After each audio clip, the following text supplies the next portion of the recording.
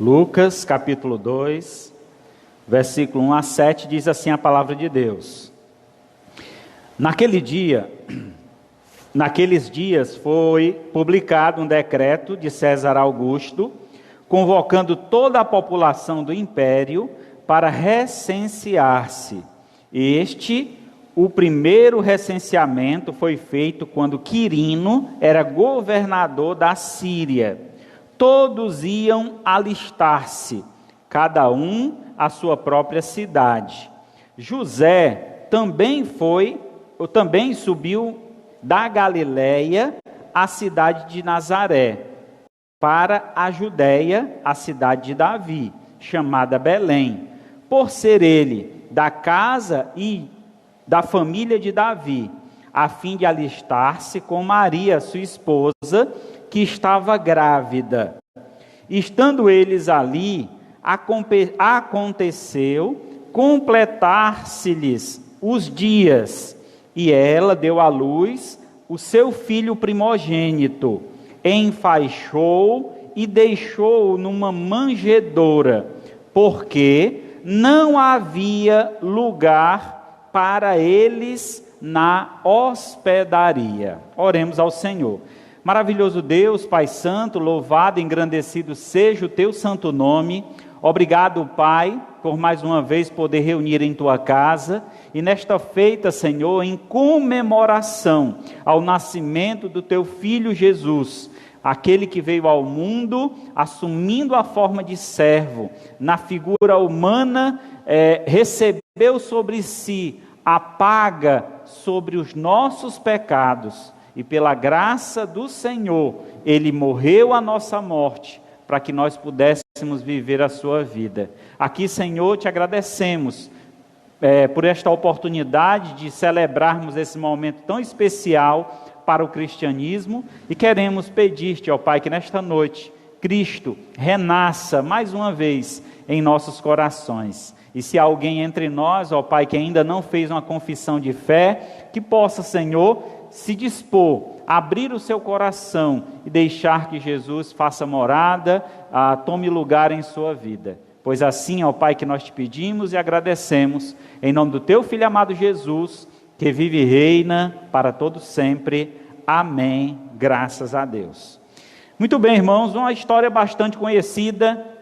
Já lemos em livros, já assistimos filmes, já ouvimos essa história ser contada muitas e muitas vezes, mas sempre fica um detalhe despercebido, e é esse detalhe que eu gostaria de chamar a atenção dos amados nesta noite, para que a gente possa meditar e observar o porquê isso aconteceu e o que nós podemos fazer para que isso deixe de acontecer. E o que foi que aconteceu que deve deixar de acontecer?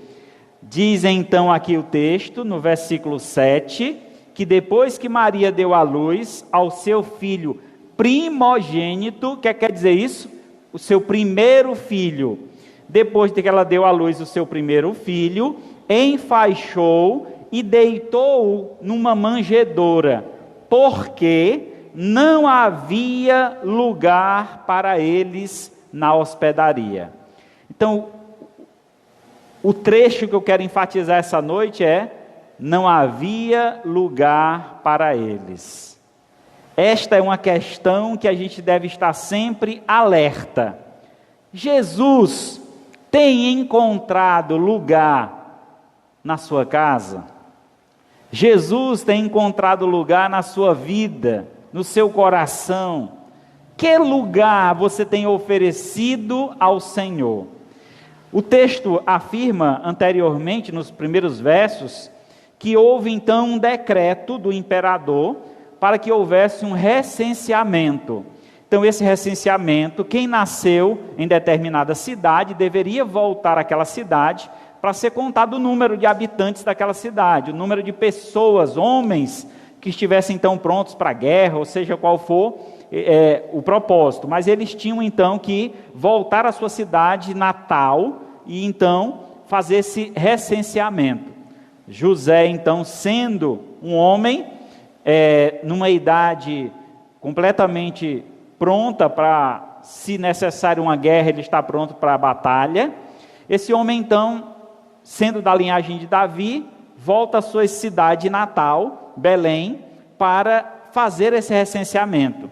Eles tiveram um trajeto um pouco distante, 130 quilômetros, no lombo de um jumento, uma mulher grávida de 9 meses, imagina só, José puxando o jumentinho, Maria então montada nesse jumento, 9 meses, e eles fazendo essa viagem, subindo serra, descendo serra, e uma situação muito complicada.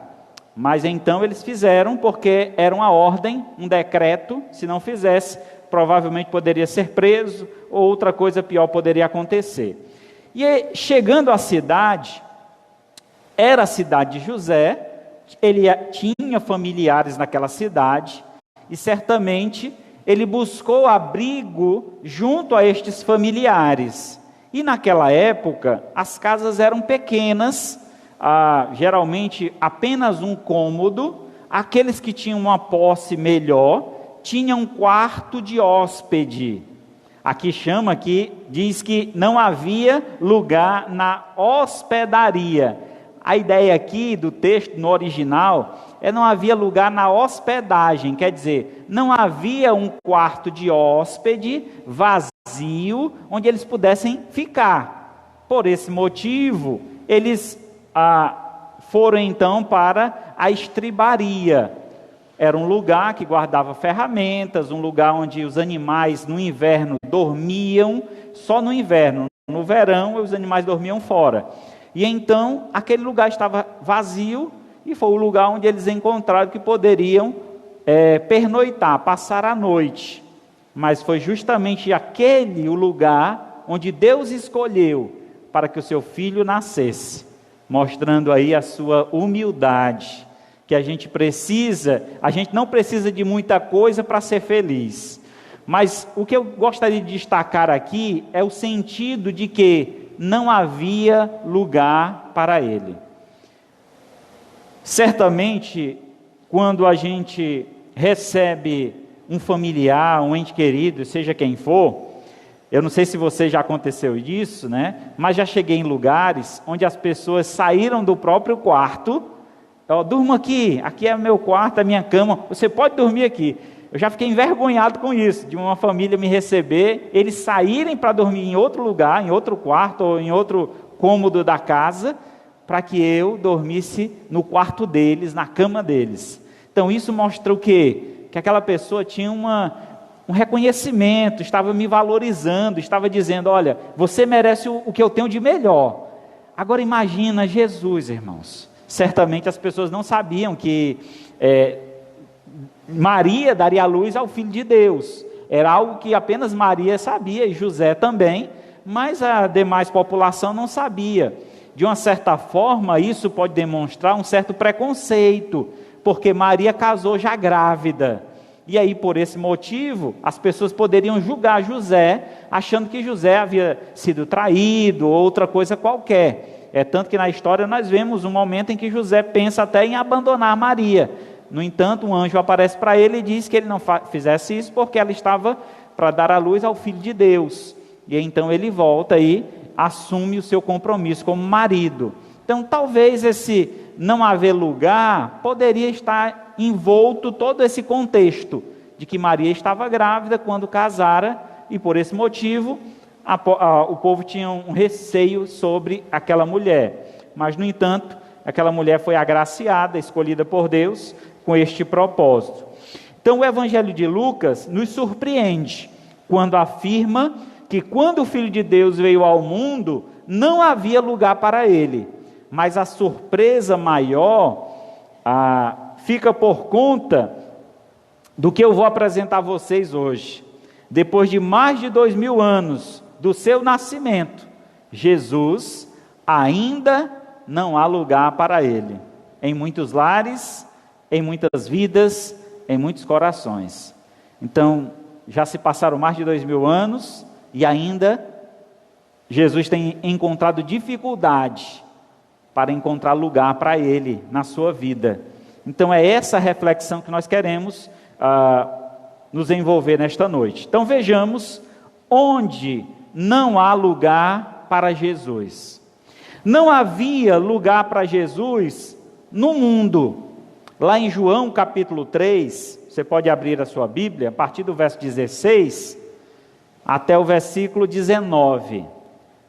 Não havia lugar para Jesus no mundo, porque Deus amou o mundo de tal maneira que deu seu Filho unigênito, o único Filho de Deus, para que todo aquele que nele crê não pereça, não morra, mas tenha a vida eterna.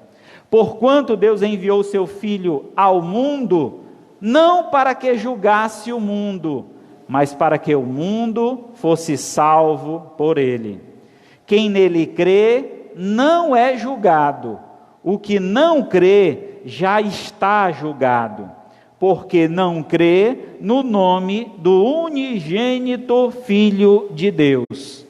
E o julgamento é este, que a luz veio ao mundo, e os homens amaram mais as trevas do que a luz, porque suas obras eram más.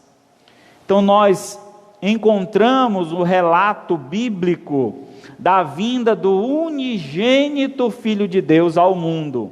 E quando Jesus vem ao mundo, o mundo não o recebe como ele merecia ser recebido. Merecia receber do mundo toda a honra e toda a glória, até porque ele estava desde o princípio. Antes que houvesse qualquer coisa, ele já existia. E tudo o que foi feito foi por intermédio dele. E sem ele, nada do que foi feito se fez. Quer dizer, nada aconteceu por acaso. Tudo foi de acordo com a sua santa vontade. Sendo assim, irmãos, encontramos até hoje essa dificuldade. O mundo não recebe Jesus. O mundo cria uma expectativa e um envolvimento que tira Jesus completamente da vista. Como, por exemplo, durante esse período natalino, o personagem que é mais divulgado na TV, nos filmes, qual é? É Jesus? É o seu nascimento? É um tal de Noel. O Papai Noel é aquele bom velhinho que traz presentes, que algumas crianças são enganadas, né? Então, quem dá o presente é o papai e a mamãe, não é o Papai Noel não. Então já quebrei logo aqui essa tradição errada aí. E aí o que acontece? Tira-se então a imagem do nascimento de Cristo. A gente vê muitas vezes nos lares árvore de Natal, vê muitas vezes nos lares os jantares maravilhosos, as luzes enfeitando as fachadas das casas, mas no entanto, naquele lar, naquela casa tão brilhante da luz artificial, não se encontra a verdadeira luz, que é Jesus. O aniversariante, ele fica fora da festa. Eu estava lendo uma historinha, eu achei interessante. Diz que uma mulher muito rica, ela tinha um filho, esse filho ia comemorar 2 anos. Ela então convidou toda a sociedade da elite para fazer essa festa, e as pessoas chegaram no buffet, a coisa mais linda, muita comida, muita bebida, muita festa. Chegou o momento dos parabéns, e aí estava o bolo, estavam todos ao redor da mesa, mas cadê o aniversariante? E a mãe da criança então disse: vamos bater os parabéns. E as pessoas então começaram a questionar: e o aniversariante quem é? Onde ele está? Cadê ele? E ela então disse: não, eu não trouxe o aniversariante, porque se ele viesse, atrapalharia a nossa festa.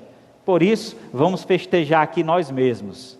Então imagina só, irmão, um aniversário onde o aniversariante não pode entrar, porque senão atrapalha a festa. E é isso que nós temos visto no nosso cotidiano. Quantas famílias se reuniram ontem, mas nem sequer fizeram uma oração em agradecimento ao Senhor, relembrando então a importância do nascimento de Jesus. O mundo rejeita a luz do céu. Jesus é a luz que vinda do céu pode iluminar todo homem. E assim nós precisamos desta luz, mas o homem prefere andar nas trevas, prefere se satisfazer nas luzes artificiais deste mundo, esquecendo-se da fonte da vida, daquele que dá a luz a todo aquele que o pede, o segue, todo aquele que crê nele. Então o Evangelho de João, capítulo 3, o evangelista então nos apresenta o propósito de Deus enviar seu Filho a este mundo. A condição do homem é a condição de perdido. Um homem que não reconhece o nascimento de Cristo é um homem que ainda está perdido. Não tem um coração iluminado por Deus. Então é necessário que a gente busque ao Senhor, se converta a Deus, entreguemos a nossa vida ao Senhor. No verso 17 é dito: porque Deus enviou seu Filho ao mundo, não para que julgasse o mundo, mas para que o mundo fosse salvo por ele. Então, quando recebemos Jesus em nossa casa, quando recebemos Jesus na nossa vida, estamos buscando a luz de Deus, estamos chamando o Senhor para iluminar os nossos passos, para que nós possamos então assim viver em consonância com a sua santa vontade. Então, o temor muitas vezes das pessoas em ter uma relação mais íntima com o Senhor é o medo do julgamento. E às vezes as pessoas têm medo mais do julgamento dos homens do que do julgamento de Deus. E quando nós pensamos assim, nós estamos colocando os homens num patamar acima de Deus.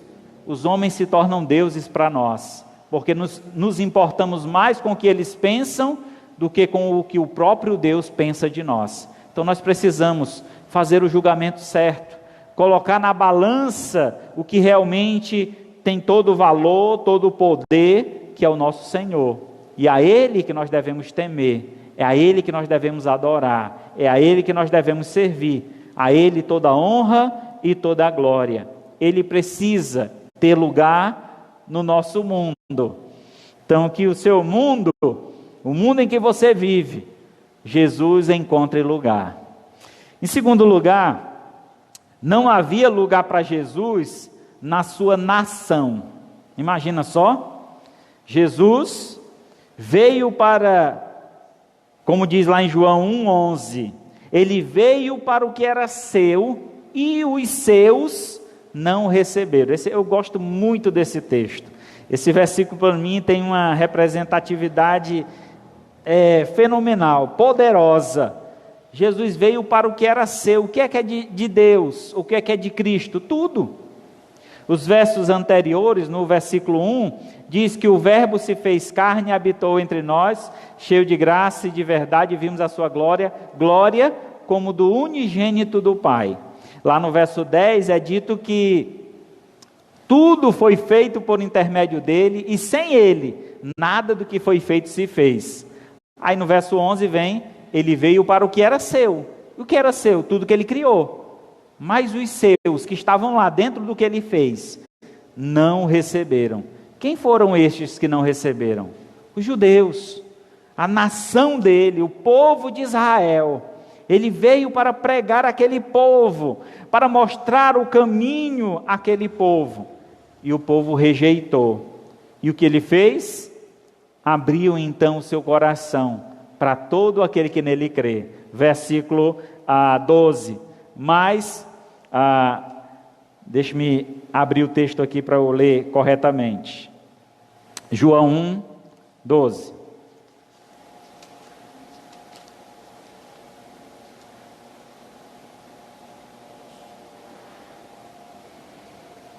Mas todos quanto receberam, deu-lhes o poder de serem feitos filhos de Deus, a saber, os que creram no seu nome. Verso 13, os quais não nasceram de sangue, nem da vontade da carne, nem da vontade do homem, mas de Deus.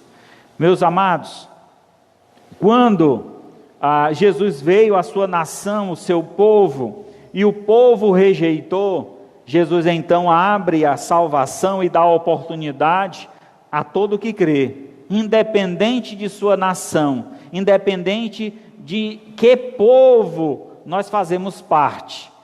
Ele nos deu essa oportunidade de nos tornar seus filhos, filhos de Deus, porque toda a humanidade é criatura de Deus. Nos tornamos filhos no ato da nossa crença, da nossa fé, no ato que entregamos a nossa vida a Jesus. Ele então nos recebe no seu reino e nos considera como filhos de Deus, seu irmão, fazendo parte então agora do seu povo. Então a sua nação não o valorizou. Ele então abre o seu coração, a sua vida, para todo aquele que nele crê.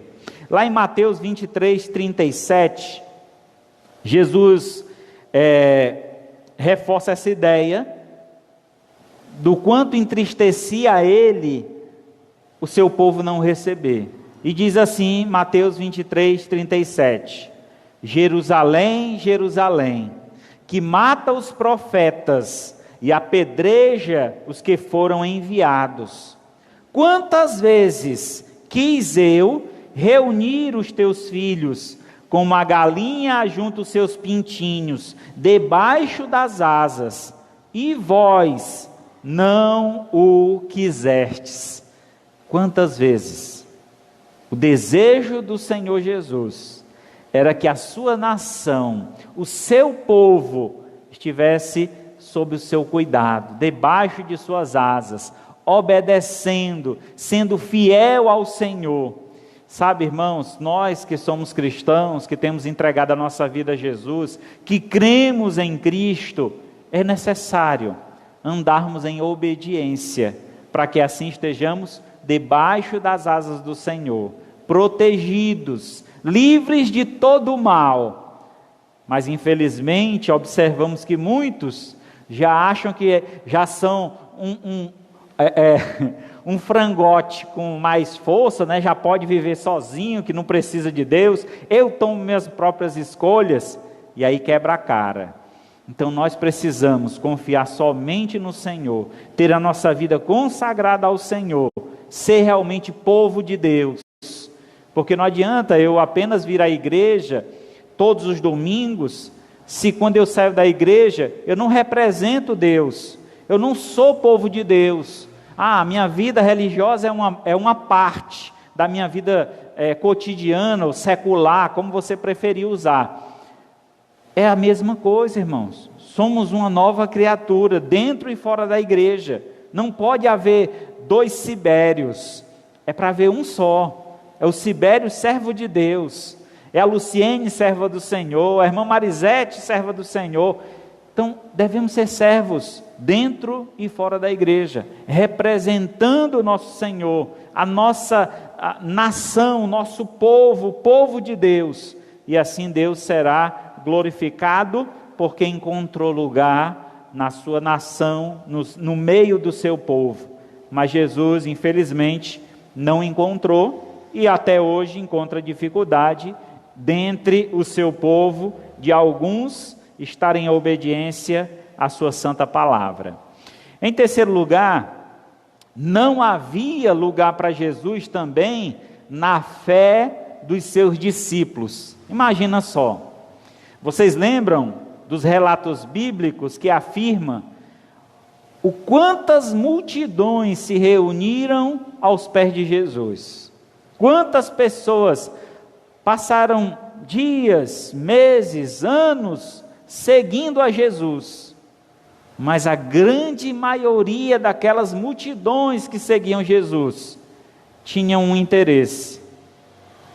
O propósito deles era apenas usufruir do que Jesus tinha para oferecer. Era pão, era peixe, era milagres, curas, era tantas coisas que Jesus oferecia. E aquela multidão seguia apenas com este interesse. E enquanto o Senhor nos chama a segui-lo com fé, independente do que virá, independente do que estamos para enfrentar na nossa vida, confiamos e devemos confiar sempre no Senhor. João 6, 57. Abra aí sua Bíblia, por favor.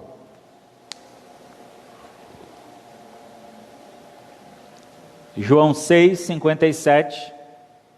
Diz assim a palavra de Deus: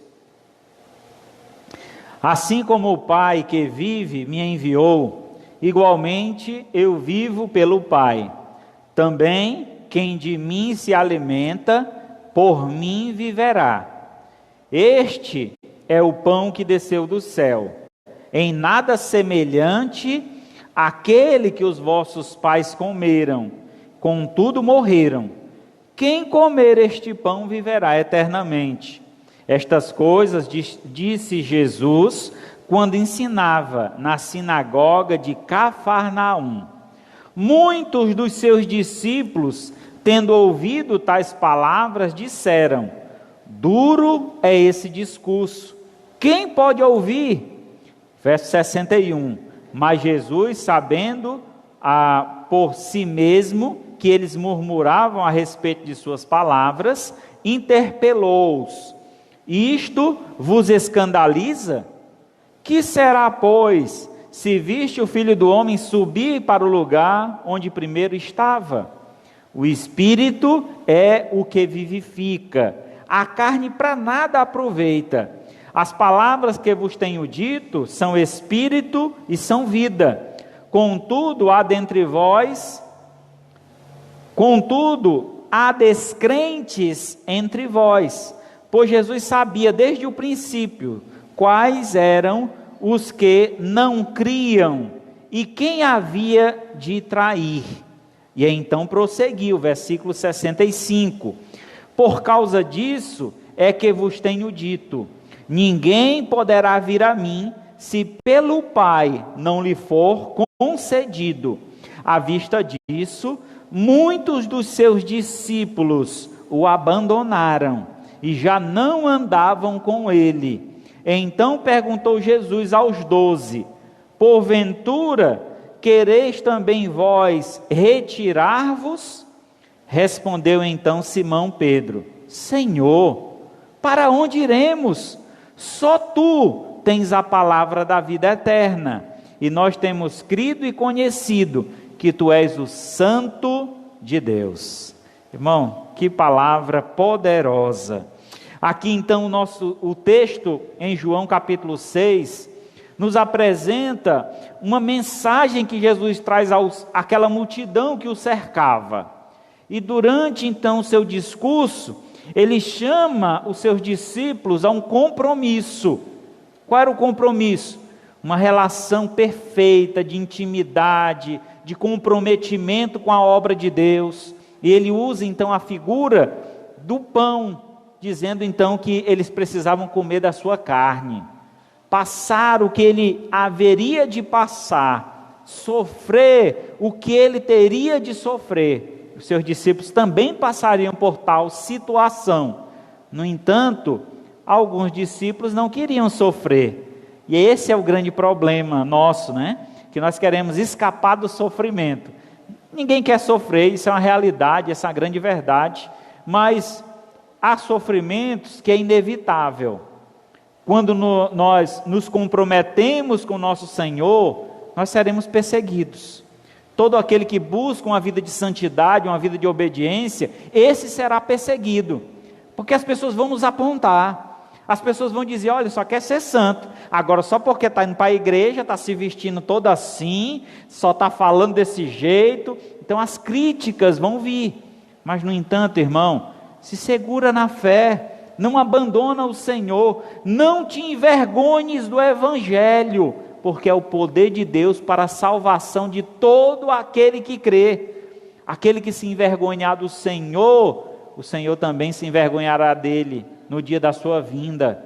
Então é melhor que nós tenhamos sim uma relação muito próxima com o Senhor, e um comprometimento com Ele, de que se tivermos que passar por sofrimento, que seja para a glória e honra do nosso Deus, porque o Senhor nos aperfeiçoa justamente no sofrimento.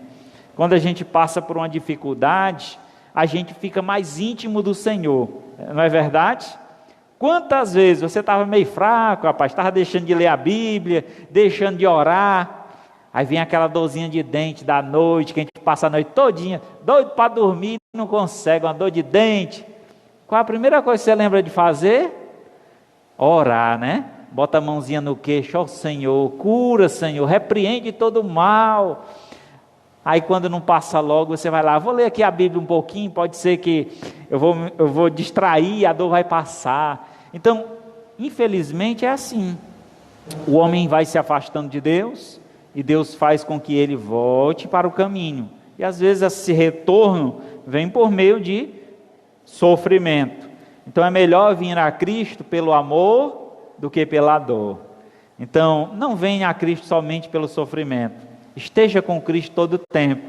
Abra um grande espaço para o Senhor na sua vida.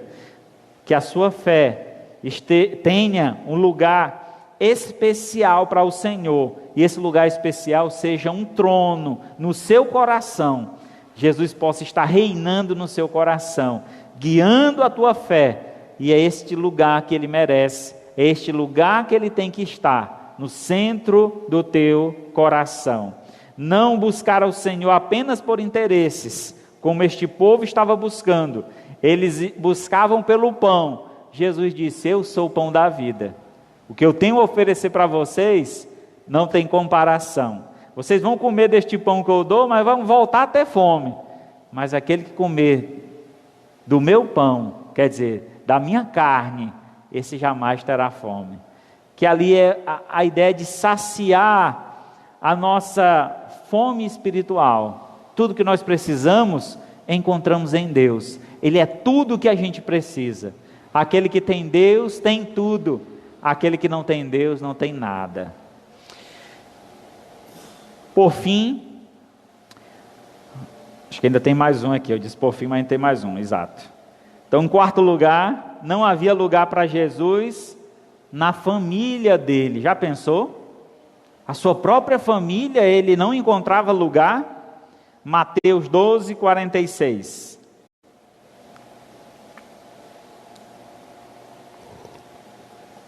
Até o verso 50. Falava ainda Jesus ao povo, e eis que sua mãe e seus irmãos estavam do lado de fora, procurando falar-lhes. E alguém lhe disse: tua mãe e os teus irmãos estão lá fora, querendo falar-te. Ele, porém, respondeu ao que trouxera o aviso: quem é minha mãe? E quem são os meus irmãos? E estendendo a mão para os discípulos, disse: eis a minha mãe e os meus irmãos, porque qualquer que fizer a vontade do meu Pai Celeste, este é meu irmão, minha irmã e minha mãe. Certamente, irmãos, essa palavra foi bem forte de Jesus Cristo, porque traz uma ideia de que os seus próprios familiares não estavam dando crédito ao seu discurso, à sua palavra. Jesus havia então já operado milagres, e mesmo assim, os seus irmãos ainda estavam dando uma certa dificuldade de segui-lo, de obedecê-lo. Eles fizeram isso depois da crucificação e da sua ressurreição, se voltaram para o Senhor. É tanto que o irmão de Jesus, Tiago, se tornou então pastor em Jerusalém. E então escreveu um livro na Bíblia, Tiago. Outro foi Judas. O Judas que nós encontramos aqui na Bíblia não é o Iscariotes, é um meio-irmão de Jesus. Então a sua família se voltou para ele, só deu crédito realmente depois da sua ressurreição. Aqui então, quando a família o busca, talvez com outros interesses. O texto não refere qual era o motivo, mas o que é ênfase aqui, que a gente precisa estar atento, é que Jesus disse: a minha prioridade são estes aqui que estão me dando atenção, são estes aqui que estão ouvindo a palavra do Pai, é estes que são minha família. Então na sua casa, os seus familiares não lhe deram a atenção ou não lhe deram o espaço, o lugar que ele merecia. E aí Jesus encontrou uma família fora do lar. Quantas vezes, irmãos, nós, cristãos, temos essa dificuldade dentro da nossa própria casa? Nossa família não aceita a nossa fé, não aceita o nosso testemunho, nos critica.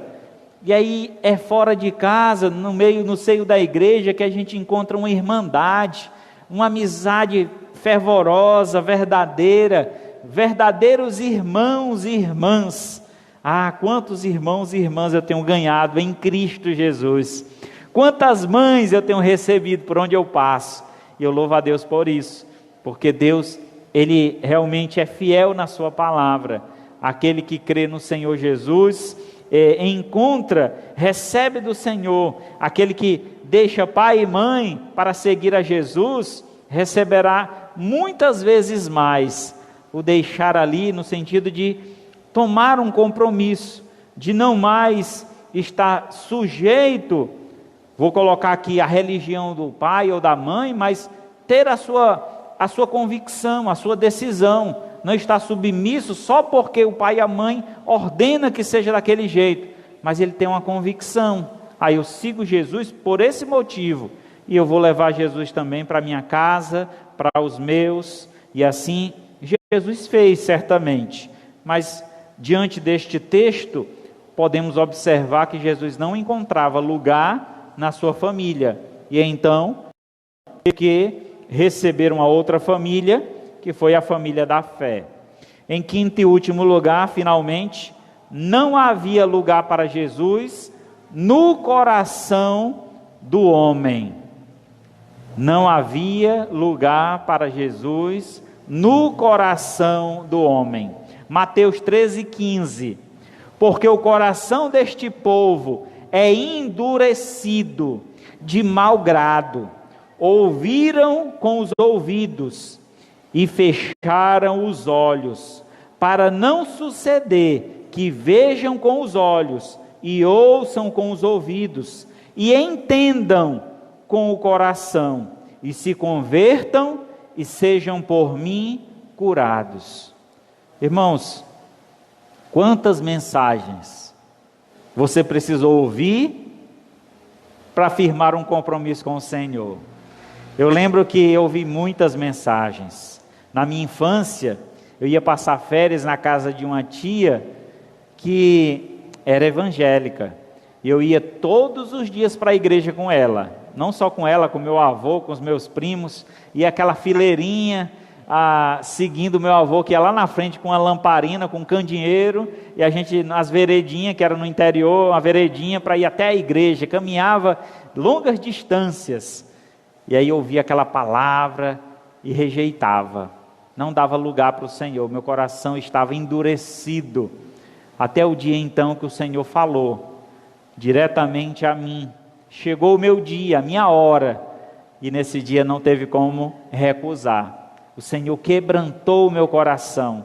Tirou aquele coração de pedra e colocou um coração de carne. Um coração disposto a obedecer. Mas hoje, irmãos, ainda hoje, se encontram muitos corações duros.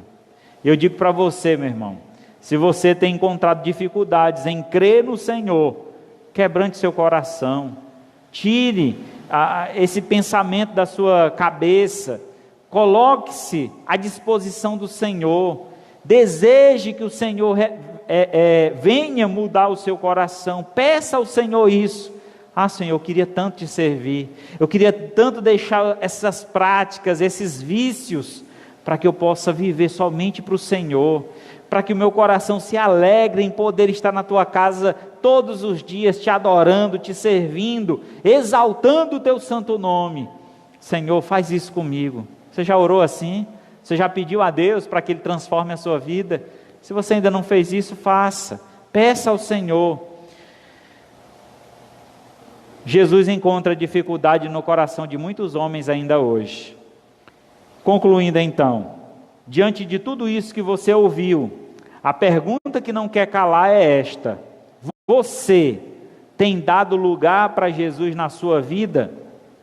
Veja só o que é que ele diz lá em Apocalipse. Apocalipse 3:20. Eis que estou à porta e bato. Se alguém ouvir a minha voz e abrir a porta, entrarei em sua casa, cearei com ele e ele comigo. Jesus deseja, meu amado, entrar na tua vida. Ele quer nascer na sua vida, encontrar lugar no teu coração. Mas para isso você precisa abrir a porta.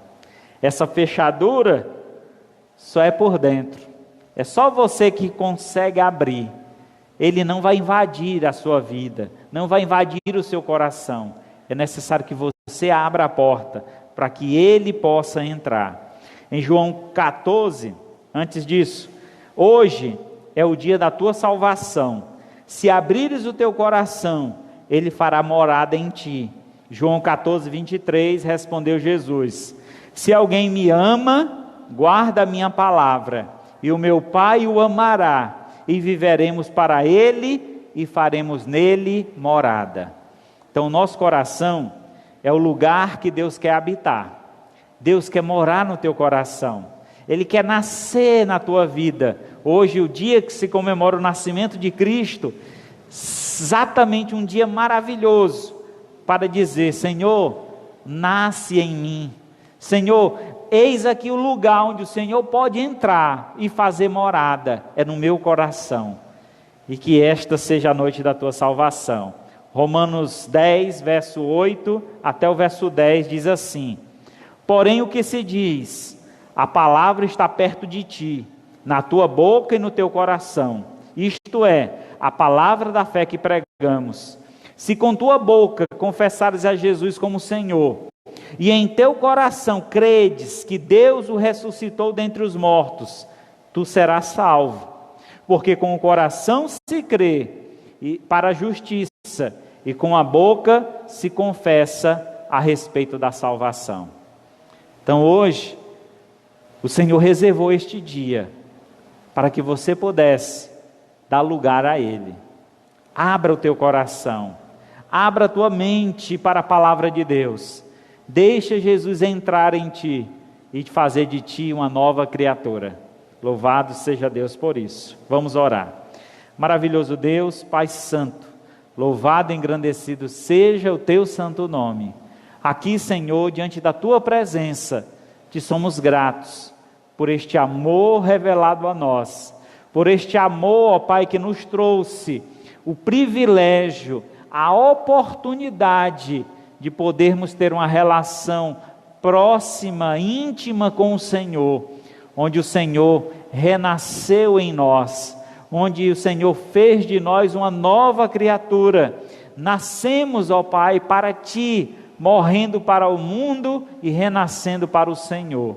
Ó Pai, eu te peço nesta noite, seja a noite de salvação, para aqueles que ouviram a Tua palavra esta noite, possam, ó Pai, dar lugar ao Senhor, que o Senhor encontre lugar em nossos corações, em nossa vida, para que possamos viver, Senhor, diante da Tua presença, honrando e glorificando o Teu santo nome. Peço que a igreja continue em oração. Eu gostaria então de fazer aquele convite. Na verdade, esse convite é você que vai fazer hoje. E o convite é: se você tem coragem de chamar Jesus para entrar no seu coração, se você tem essa coragem, se você realmente percebe que Jesus precisa ter lugar na sua vida e você quer dar esse lugar para o Senhor, levante a sua mão para que eu possa orar por você. Se essa for a noite da sua salvação, alguém essa noite gostaria de entregar a sua vida a Jesus, levante a sua mão, eu estarei orando por você. Alguém essa noite? Não tema, o Senhor está contigo. Não te assustes, Ele é o teu Deus. Ele quer cuidar de ti, Ele quer fazer de ti uma nova criatura. Alguém essa noite, levante a sua mão e eu estarei orando por você. Ó Deus Santo, Pai de infinita bondade, sabemos, ó Pai, que a Tua palavra não foi lançada em vão. Confiamos e acreditamos no poder do Teu Santo Espírito e sabemos, ó Pai, que cada um tem o seu tempo, a sua hora, o momento certo E pedimos, Senhor, que o Senhor grave estas palavras em nossos corações, que o Senhor encontre lugar em nossas vidas, e cada um aqui, ó Pai, que ouviu esta palavra esta noite, firme um compromisso real, genuíno e verdadeiro com o Senhor, em viver para o louvor da Tua glória, dando sempre lugar para que o Senhor reine em nosso coração, em nossa vida, e assim o Senhor seja honrado e glorificado em nós e através de nós. Ó Pai querido, te agradeço por cada um que chegou esta noite, te agradeço por aqueles, ó Pai, que já fizeram sua confissão de fé, que o Senhor fortaleça e renasça a cada dia em seus corações, para que eles sintam a alegria sempre deste renascimento em suas vidas. Que o Senhor sempre tenha lugar, e que este lugar que o Senhor encontre em nossas vidas, seja um lugar, o primeiro lugar em nossos corações, para que o Senhor reine em nós, o Senhor nos conduza a uma vida de santidade, a uma vida de obediência, a uma vida, Senhor, que verdadeiramente glorifica o Teu santo nome. E é nesta graça e neste pedido que eu te faço, em nome do Teu Filho amado Jesus, que vive e reina para todos sempre. Que a graça do Senhor Jesus, o amor de Deus o nosso Pai, a comunhão e a consolação do Espírito Santo, seja com todos nós, o seu povo, hoje e para todos sempre. Amém. Graças a Deus.